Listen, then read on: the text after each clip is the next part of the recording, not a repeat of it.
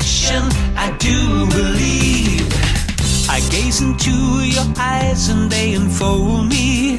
They hold my soul and fill my heart with delight. I walk into your arms and when they hold me, I see you shine and shine through the darkest night. I call for you and I speak your name. To hear you say that you love me again. Tell me it's true, but I already know. It's there in your eyes and I know that it's so. Okay, just a quick review. There's the tank bag. There's the tank bag, very useful for keeping things that you want to have instantly to hand. A muesli bar, something like that, your maps, your GPS, whatever.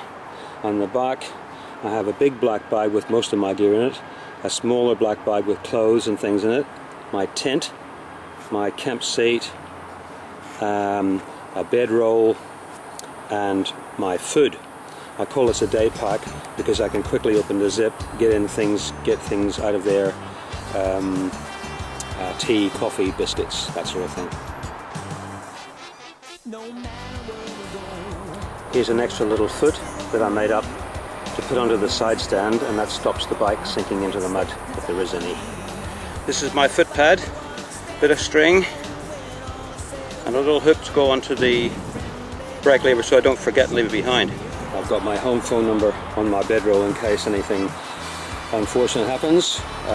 2 Oki straps going over the top, fairly basic setup, and one going around the back, and that just keeps the whole thing just sitting in the back seat. This is okay for a solo rider. If you're traveling 2 up, then panniers hanging off the back would be a good idea. Helps you keep all the weight down low in the bags, and that's my next project for the bike, to get panniers fitted. I'll make them up myself. I like doing that sort of thing. Okay, here we have all the things unloaded onto the ground. The big black bag with the camping equipment in it. The small black bag with clothes. Smaller black bag with that's my day pack with food in it. The tent and the bedroll. Now I normally only bring the bedroll if it's really cold camping because it keeps the cold from getting into the airbed. And I'll show you that in a minute. Okay, I'll start with the big bag. And this is just an example of the sort of things that I've carried in here. Sleeping bag, pillow, I've got lots of plastic bags, a rug in there, and the airbed. And they're all covered in plastic just in case the rain gets in, some wet weather gear, and anything else you can squeeze in. In here I've got my walking shoes. When you take the boots off, it's really warm weather, you want quick shoes in. Cable ties, hatchet, putting the pegs in, cutting up wood, and that's basically that one. In here I have my pump. This pumps up the airbed. I have a socket installed in the bike, so this goes into the bike, pumps the airbed up really quick.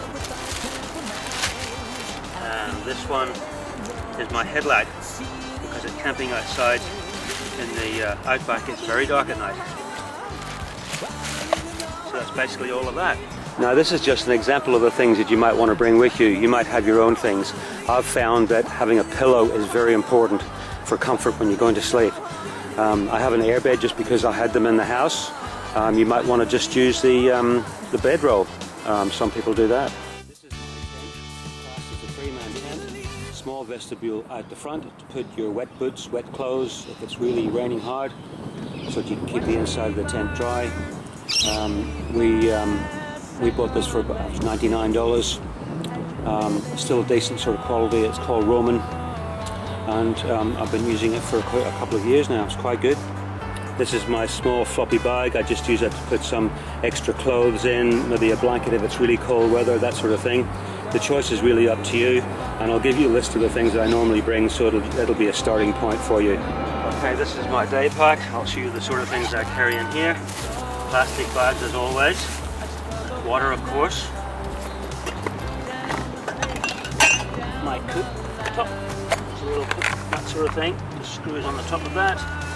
A small flask that holds 2 cups worth of water, and sometimes at the rallies they provide hot water at the camp kitchen that they set up, and so it's easy just to go up, rather than heating your own water up, just go up and get some hot water from them, and you can have about 2 cups of coffee out of this, and you have the opportunity to talk to the guys standing around the hot water urn and talk about motorcycles and related subjects. This is a handy little thing. There's a pourer on it. It heats 1 cup of water, so you're not wasting your gas. Coffee, cooler, bowl, pipe. Now, that cup here. That's good also for sealing it up, and you can just sip out of the cup. It keeps it warm too. Another plastic bag. Now here is an idea for the meal. These things are really good, very tasty, lots of omega-3. No cooking required. Zip the top, eat it, throw it away. There's your serve of veggies, green bean mix. Here is your dessert, a muesli bar, 2 muesli bars. Another suggestion for veggies. And John West tuna chunks, all different flavours in those John West varieties. And also the Coles brand, good. What I do for breakfast, I got this is a Coles muesli bag. I usually fill up with muesli and any other sort of cereals I might bring with me. And the top of this bag seals, but I also put a rubber band around just so it doesn't leak in the transit. I've got a cup here. You might prefer using one of these cups rather than a plastic cup. Tea bags, different flavours of tea bags, and a lighter to light the gas thing. And these crackers. So that's basically my recipe for camp cooking. There's very minimal washing up after you eat out of the tin. You can virtually just open the tin of veggies, tin of fish, some crackers. Also carry some nuts, which are good fun. And my cutlery. I've got a fork, a sharp knife, which I put in a little pack so it doesn't cut me. A large spoon and a small spoon, teaspoon. Oh, another cable tie. Love the cable ties. So that's basically the camp cooking kit. Now, if you're going away for a few days, obviously you need to adjust the amount of tins and things you bring with you. Corned beef in tins, or there's ham in tins, or turkey, that sort of thing. It keeps well if you're traveling around. Now, the other policy with food is you don't leave anything behind you, so that's why you bring lots of these plastic bags. When you finish with your tins, put them in your plastic bag, put them in your bag, and throw them away the next rubbish bin. I always try to leave the site at least as clean, but better, cleaner than you've found it. Camp chairs come in all shapes and sizes and prices. I think this is a $10 special from Bunnings, maybe not even that. It's lasted me for a few years. You can get ones that fold up really small, and of course the smaller they are, the bigger the price, but that's up to you. It is important to have a good seat because it's relaxing at the end of the day when you sit around the fire and have a glass or two. Now, the trick with camping, and you have to use your own imagination here, only bring the very bare minimum that you need to bring, but enough to make you comfortable and prepared. And really the least amount of stuff that you carry, the more comfortable you'll be on the bike when you're traveling. You won't be breaking any frames or damaging, you don't need any special suspension or anything like that. Your bike, as it's set up, is probably good enough.